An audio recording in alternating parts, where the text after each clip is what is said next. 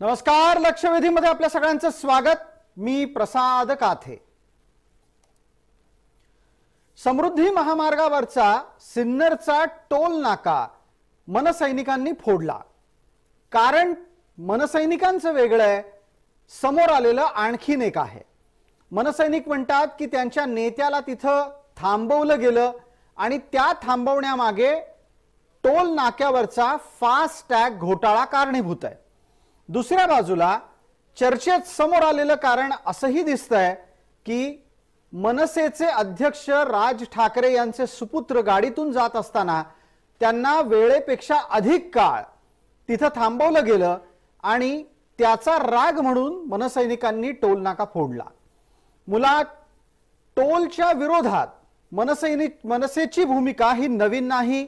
यापूर्वी सुद्धा त्यांनी महाराष्ट्रातले अनेक टोल जे अवाजवी पद्धतीने चालू होते ते यशस्वीरित्या बंद करून दाखवलेले आहेत। टोलच्या विरोधातल्या आंदोलनाचं यश हे जितकं मनसेला देता येईल त्याच्याच दुसऱ्या बाजूला महाराष्ट्रात वेगळं राजकारण करू पाहणाऱ्या राज ठाकरेंच्या मनसैनिकांनी सिन्नरचा टोल नाका फोडलं, यावर सुद्धा प्रश्न उपस्थित करावे लागतील। समृद्धी महामार्ग नुकताच सुरू झालाय। समृद्धी महामार्गावर एक्झिट पॉइंट म्हणजेच तुम्ही जिथून बाहेर पडता तिथे टोल नाके देण्यात आलेले आहेत। इथे प्रवेशाला टोल नाही असं सांगून जेवढा रस्ता वापराल तेवढाच टोल द्यावा लागेल असंही या निमित्तानं स्पष्ट करण्यात आलेलं आहे। असं असताना सिन्नरच्या टोल नाक्यावर राग काढण्याचं नक्की कारण कुठलं? सिन्नरच्या टोल नाक्यावर राग काढून मनसेनं राज्याच्या राजकारणात टोल विरोधी आपली भूमिका पुन्हा एकदा अधोरेखित केली आहे का? आणि ज्या अमित राज ठाकरे यांच्या प्रवासाच्या निमित्ताने हे सगळं घडलं त्यांच्यासाठी ही राजकारणाची योग्य सुरुवात आहे का? लक्षवेधीत या निमित्ताने आम्ही प्रश्नही उपस्थित करतोय की आत्ताच्या घडीला तोडफोड केवळ हाच एकमेव पर्याय मनसेला सुचतो का? या निमित्ताने आपल्या सोबत चर्चेत असलेल्या मान्यवरांचा मी आपल्याला पटकन परिचय करून देणार आहे।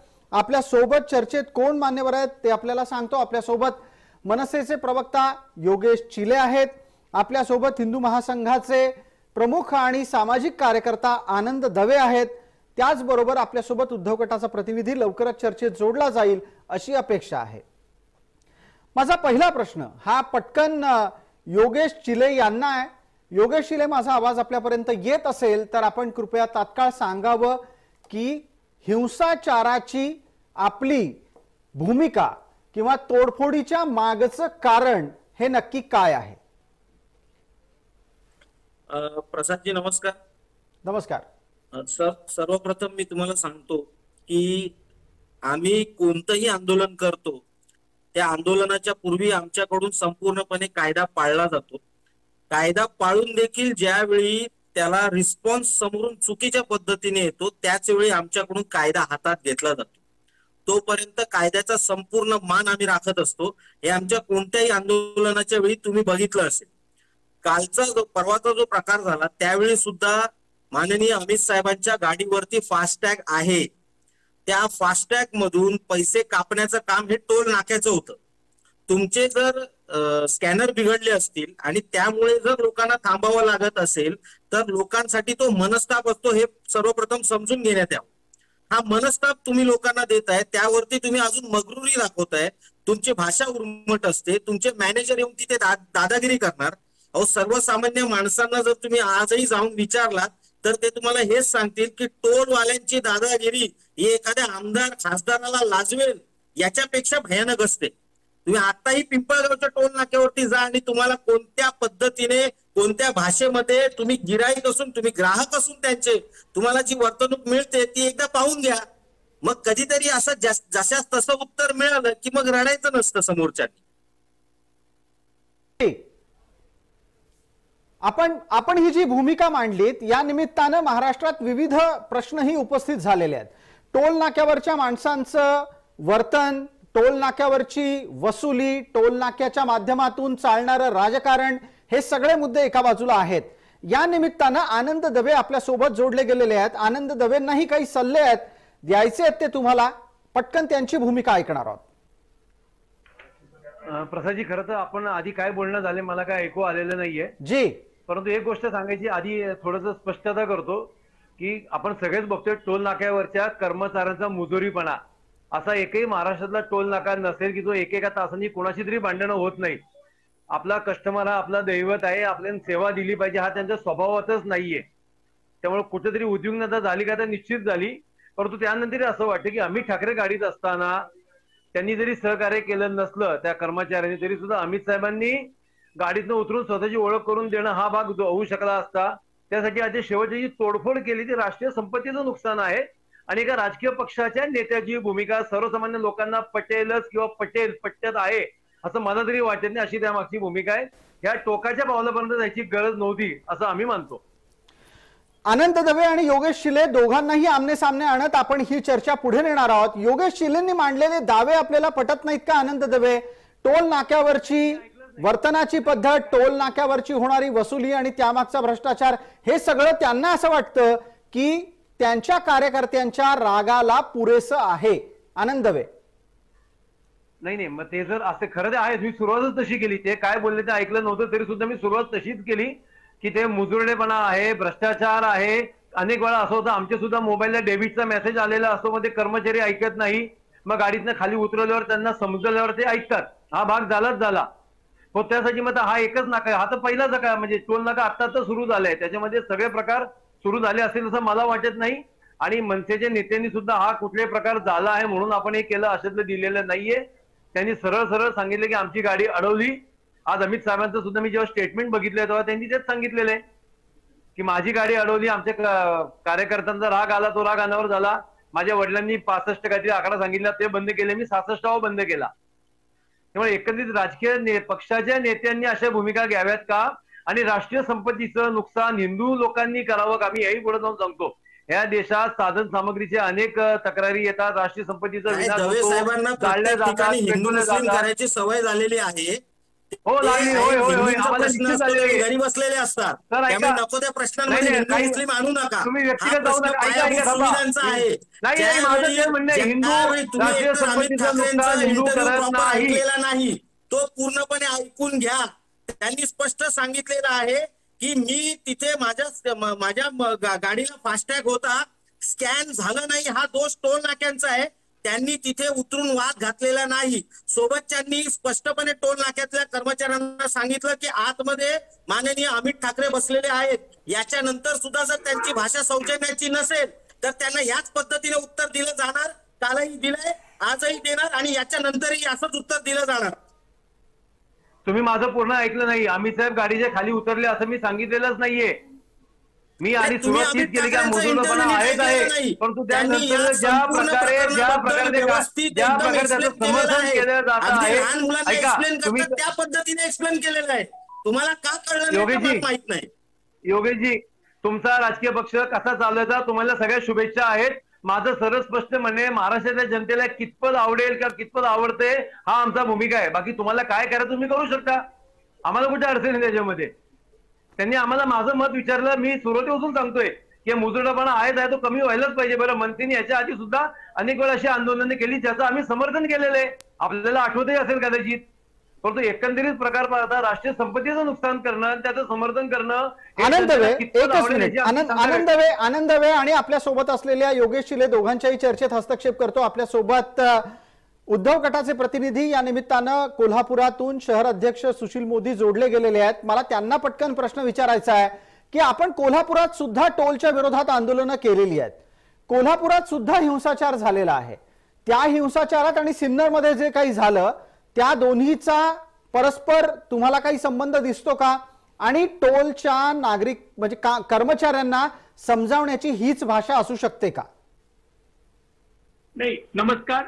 कोल्हापूरमध्ये जो टोलचं आंदोलन झालं होतं ते एक वेगळ्या पद्धतीचं आंदोलन होतं. कारण ज्या प्रकारे टोल आकारला जाणार होता तो टोल कोल्हापूरच्या जनतेला योग्य वाटत नव्हता आणि म्हणून आदरणीय त्यावेळेचे खासदार मंडलिक साहेब यांच्या नेतृत्वाखाली, एन.डी. पाटील यांच्या नेतृत्वाखाली ते आंदोलन झालं होतं.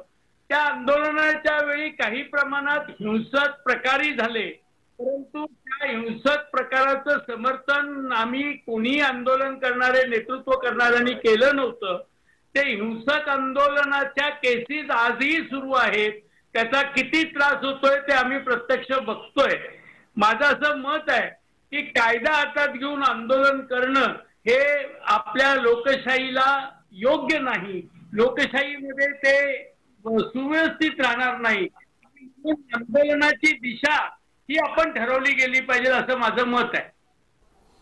जी, आपण मोदीजी ज्या वेळेला असं म्हणता की अशा प्रकारच्या हिंसाचाराचं समर्थन होत नाही, त्यावेळेला दुसऱ्या बाजूला मनसेचं म्हणणं असं असतं की जे काही टोलच्या माध्यमातून चाललेलं आहे ते समर्थनीय नाही आणि त्यातूनच हा राग व्यक्त होतो. एकदा पटकन आपण योगेश शिले यांना या निमित्तानं बोलण्याची संधी देऊ, पण तत्पूर्वी त्यांच्या नेत्याचं काय वक्तव्य होतं आणि ज्या वेळेला त्यांचा नेता टोलच्या मधून जात होता त्यावेळेला तिथे घडलेल्या प्रकाराबद्दल त्यांनी काय वक्तव्य केलं तेही पाहणार आहोत.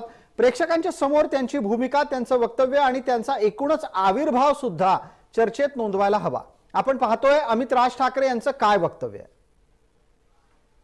मॅनेजरला फोन लावला, मॅनेजर पण ॲरोगेंटली बोलवतो. तिकडनं ते वॉकी टॉकीवर बोलतात ना, तो आवाज बाहेर येत होता. त्याच्यानंतर त्यांनी एक 10-15 मिनटं गाडी थांबवून ठेवली आणि सोडली. मला वाटतं त्या टोलला कोणातरी कळलं असेल कोणाची गाडी आहे. तर टोलनी मला वाटतं सिन्नर किंवा नाशिकला कोणातरी कळवलं आणि मी हॉटेलला पोचल्यावर मला कळलं की टोल कुठला. त्याच्यामुळे मला तर अशी घटना झाली. मी साहेबांमुळे 65 टोल नाके बंद झाले, माझ्यामुळे अजून एक ॲड झाला. चर्चेला पुढे नेण्यासाठी पटकन योगेश शिले यांच्यासाठी प्रश्न आहे. शेवटचं वाक्य योगेश शिले आपण शांतपणे ऐकलं असेल.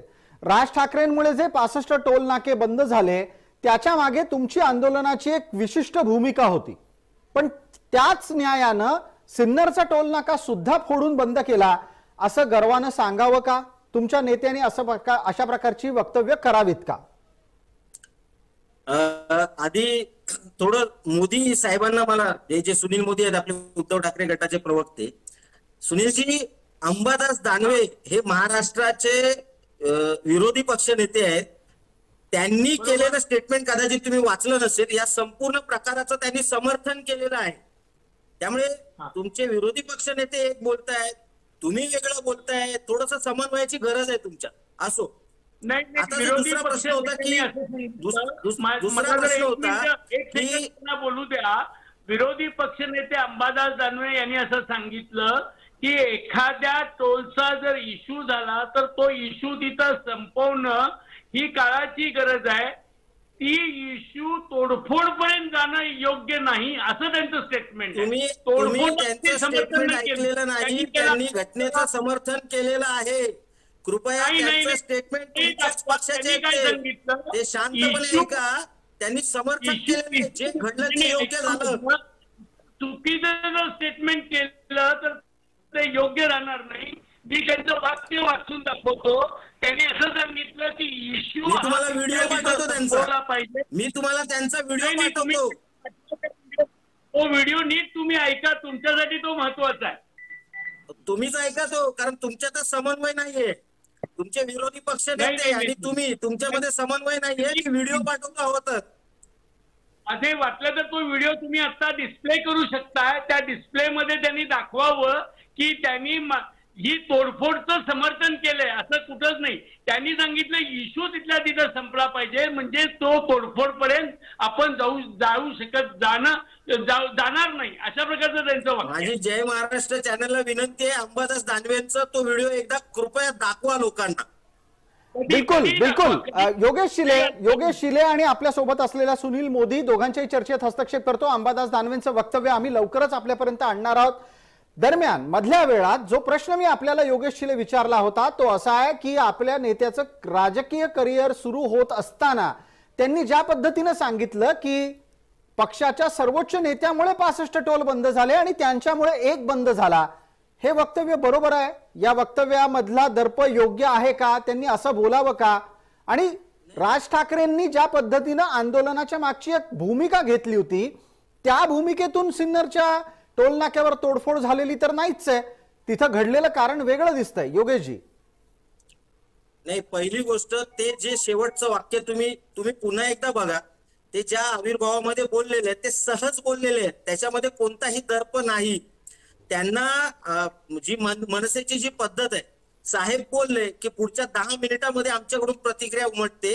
आज त्यांना त्याचा स्वतःला प्रत्यय आलेला आहे, त्याच्यामुळे ते तसं बोललेले आहेत. त्याच्या मागे दर्प असण्याचा काही संबंध नाही. ते राज ठाकरेंचे सुपुत्र आहेत, त्यांच्यामध्ये दर्प असतात. तर तुम्ही कित्येक वेळा त्यांना अगदी सर्वसामान्य जनतेमध्ये मिसळताना बघितलेलं असेल, कुठेही दर्प दिसत नाही. तर ह्या गोष्टीचा अभिमान बाळगण्याचा किंवा याचा गर्व करण्याचा काही संबंध येत नाही. अत्यंत सोज्वळ व्यक्तिमत्व आहे अमित साहेब हे. जे झालं त्याच्याबद्दल ते सहज बोलून गेलेले आणि असे अनेक नेते बोलत असतात सहजच.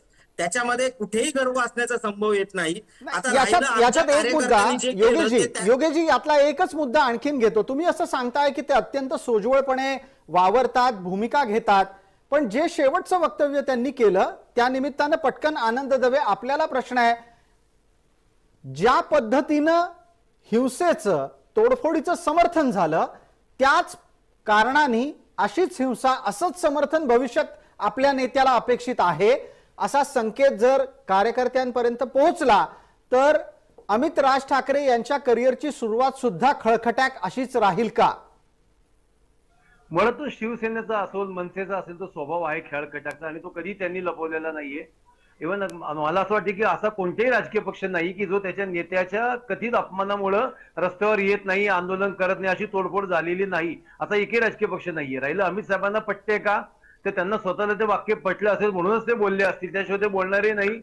आमच्या शुभेच्छांच्या पुढे जायचं आम्हाला काही कारण नाही. त्यांचा पक्ष त्यांनी कसा चालवायचा त्यांचा विचार आहे. परंतु सर्वसामान्य जनतेला हे पटेल का, जसं तुम्ही सुरुवात केली मगाशी की आयुष्याच्या म्हणजे राजकारणाच्या आयुष्याची सुरुवात होत असताना आपण एक कशी इमेज घेऊन चाललो आहोत. कारण आताच्या सगळ्याच राजकीय पक्षांवरचा लोकांना विश्वास पूर्णपणे उडलेला आहे.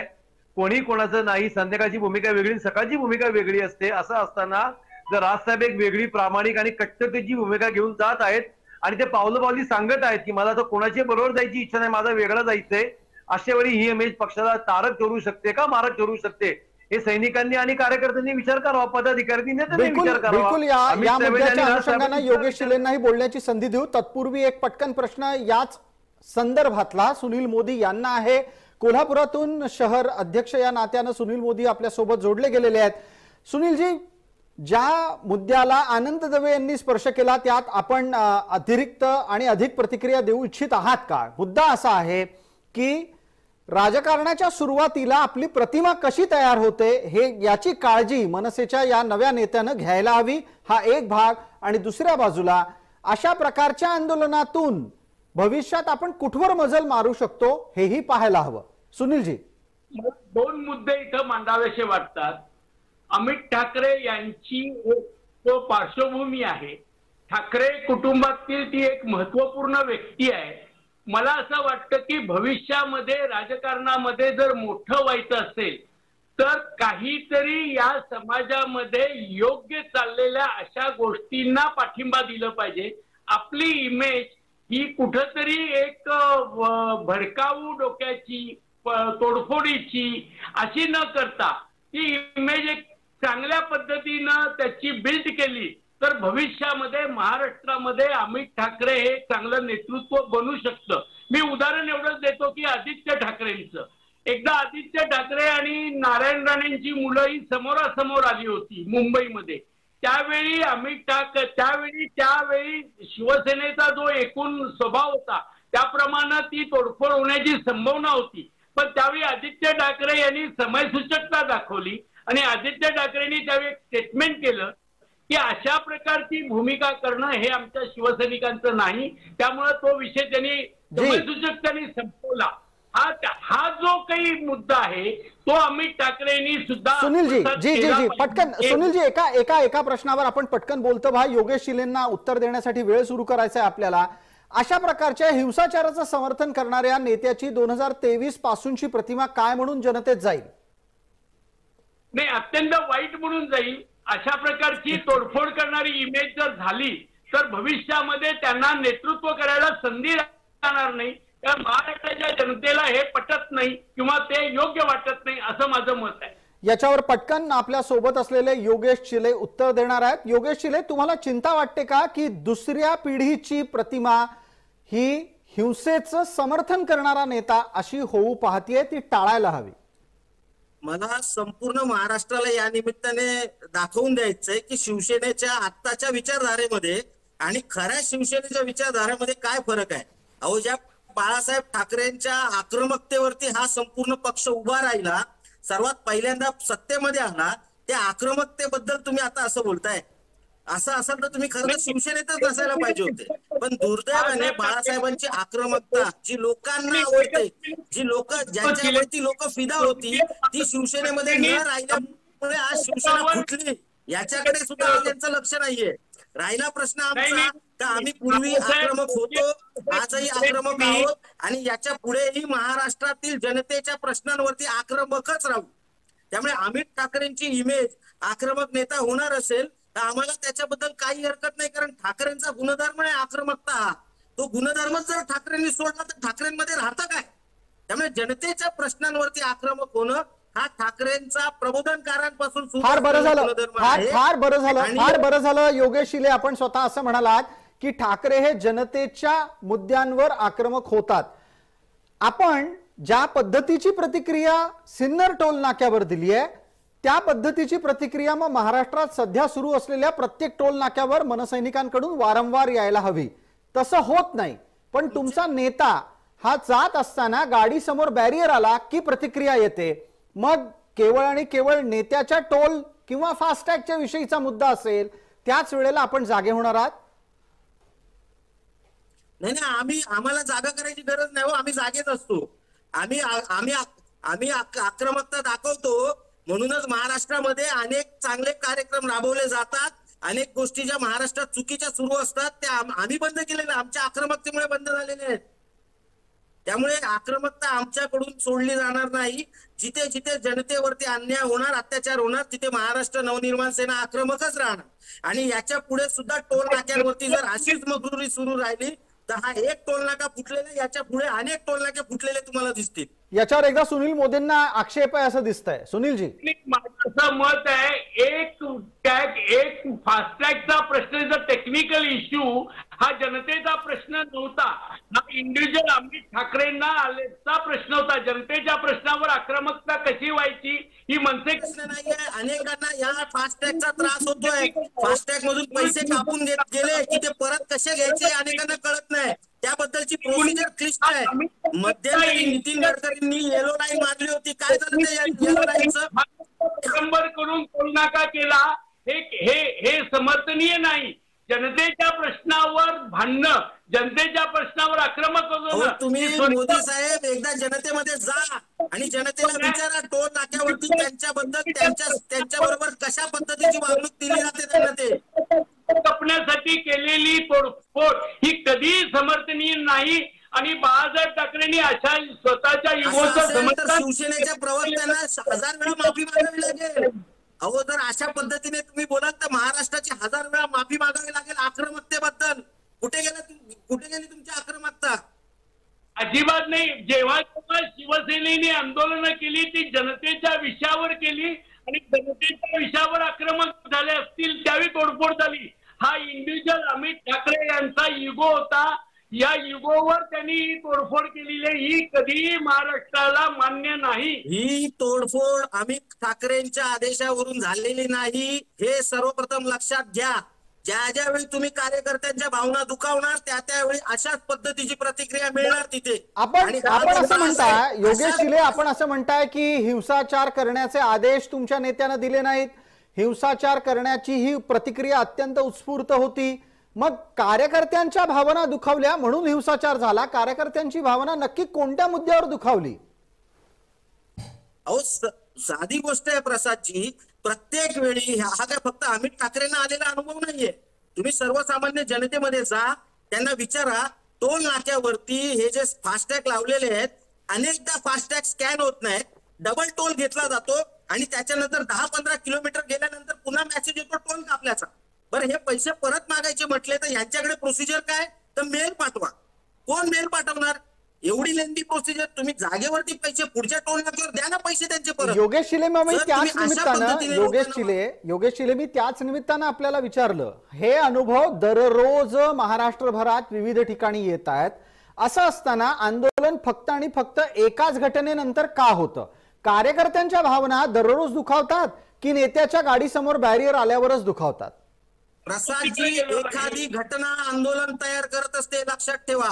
मंगल पांडेच्या एका गोळीने 1857चा उठाव सुरू झालेला असतो. एक घटना असते, ती एक घटना तुम्हाला आंदोलन करायला भाग पाडत असते. त्यामुळे असं समजा की ही एक घटना आहे जिने आता तुम्हाला दिसेल महाराष्ट्रभर टोलच्या विरोधात काय आंदोलन सुरू होत आहे ती. योगेश शिलेंनी या चर्चेत घोषणा केलेली आहे की यानंतर टोल विरोधी मनसेचं आंदोलन अधिक आक्रमक झालेलं दिसणार आहे. सुनीलजी, आपली प्रतिक्रिया आधी 30 सेकंद आहेत, त्यानंतर आनंद दवेंनाही वेळ मिळणार आहे 30 सेकंदाचा. सुनीलजी. सुनीलजी, आपल्याला बोलायची वेळ आणि संधी मिळालेली आहे. आपण आपलं म्हणणं मांडावं. आक्रमक पद्धतीने टोलच्या विरोधातलं आंदोलन यानंतर मनसे करणार अशी घोषणा होतीये चर्चेत. विषयामध्ये जर काही समस्या आहे तर त्याच्या ठिकाणी योग्य आंदोलन केलं पाहिजे. आज जे मनसे फार टोलचं उदाहरण देतात की आम्ही टोल बंद केले, त्या टोलच्या आंदोलनामध्ये महाराष्ट्राला मनसेनं उत्तरही दिलं पाहिजे की निम्मा टोलचं आंदोलनच्या घरी ज्यावेळी त्या नवनीत राणा हनुमान चालीसा बोलायला येणार होता, समजावून परत पाठवायचं होतं ना. 2 दिवस महाराष्ट्राला भेटीला का धरलं त्यावेळी ते वैयक्तिक नव्हतं का? तेव्हा तुम्हाला वैयक्तिक वाटलं नाही का? ते 2 दिवस सगळे शिवसैनिक मातोश्रीच्या समोर बसले होते, ते वैयक्तिक आंदोलन नव्हतं का? आणि त्या आंदोलनाचा त्रास त्यावेळी लोकांना झाला नव्हता का? नवनीत राणांना समजावून घरी बाई करू नको तुझे हनुमान चालीसा म्हणून.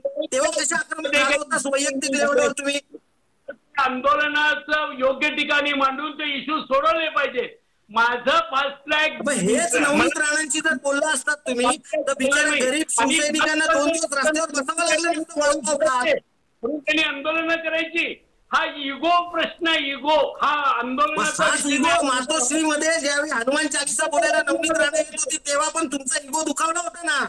2 दिवस शिवसैनिक वडापाव खात बसले होते ना रस्त्यावर. तेव्हा वैयक्तिक आठवलं नव्हतं का काही? तेव्हा महाराष्ट्र भेटीला धरला जातो हे आठवलं नव्हतं का? आपला मुख्य इगो दुखवलाय म्हणून तुम्ही धडपड करू नका. उद्धवजींचा मुख्य इगो दुखावला होता. नवनीत राणा हनुमान चालीसा बोलायला येणार होत्या म्हणून उद्धवजींचा इगो दुखावला. म्हणून बिचारे गरीब शिवसैनिक 2 दिवस रस्त्यावर दिसेल. पिछ्यात काही झालेली नाही. बाळासाहेब ठाकरेंची आणि उद्धवची शिवसेना किती खंबीर आहे याच्या महाराष्ट्राला कळेल. ठीक आहे, मी चर्चेत हस्तक्षेप करतोय यासाठी कारण वेळ मर्यादा आहे आणि चर्चा ही मुद्द्याला धरून व्हावी अशी अपेक्षा आहे. आनंद दवे, पटकन आपल्यासाठीचा प्रश्न आहे. चर्चेला वेळेची मर्यादा याची आपल्यालाही आठवण करून देतो. मला आपण सांगा की ज्या पद्धतीने हे आंदोलन पुढे सरकतंय ते थोडे दिवस जातं परत थांबतं, थोडे दिवस जातं परत थांबतं. याच्यामुळे टोल विरोधी आंदोलनाचं नेतृत्व करणाऱ्या नेत्याच्या हेतूविषयी शंका उत्पन्न होते का? नाही, मुळात कालचं आंदोलन हे फक्त व्यक्तिगत पातळीवरच होतं. त्याला आतापर्यंत कोणी टोल नाक्याचं स्वरूप दिलेलं नाही. आता एक माझे मित्र सोडले तर त्यामुळे व्यक्तिगत पातळीवर होतं. काल ते झालं, काल विषय संपला, गुन्हे दाखल झाले, कार्यकर्त्यांना अटक होईल, जामीन होईल, त्यांना प्रत्येक तारखेला हजर जावं लागेल, त्यांचा तो प्रश्न आहे. तेव्हा भविष्यात हे याच मार्गाने चालेल का असे सुद्धा मला भीती वाटत नाहीये. परंतु सर्वच राजकीय पक्षांनी आणि सार्वजनिक आयुष्यात असलेल्या लोकांनी जबाबदारीचं भान ठेवायला पाहिजे असं हिंदू महासंघाचं म्हणणं आहे. बिलकुल. या निमित्तानं चर्चेला आटपतं घेत असताना योगेश शिले, आपल्यासाठीचा प्रश्न असा आहे की ज्या कार्यकर्त्यांनी असं हिंसक आंदोलन केलं त्यांची केस, त्यांचे खटले लढायला आपल्याकडे पर्यायी व्यवस्था काय आहे? आमची स्वतःची विधी सेल आहे, आमचा विधी विभाग आहे आणि आमचा कुठलाही कार्यकर्ता अशा पद्धतीचं आंदोलन करतो त्यावेळी पक्षातर्फे त्याला वकील दिला जातो. माझ्या स्वतःवरती अनेक केसेस आहेत आणि माझ्या केसेस पक्षच लढतोय. त्यामुळे आमचा कोणताही कार्यकर्ता आंदोलन करताना घाबरत नाही, कारण पक्ष पाय रोवून मागे उभा राहतो. कदाचित दुसऱ्या पक्षांमध्ये ही सिस्टीम नसेल म्हणून घाबरत असतील त्यांच्या कार्यकर्ते. ठीक, धन्यवाद. आपण या निमित्तानं चर्चेत सर्व सहभागी झालात त्याबद्दल आपले मनपूर्वक आभार. लक्षवेधीच्या या चर्चेमध्ये तूर्तास इतकंच. सर्व प्रेक्षकांना जय महाराष्ट्र.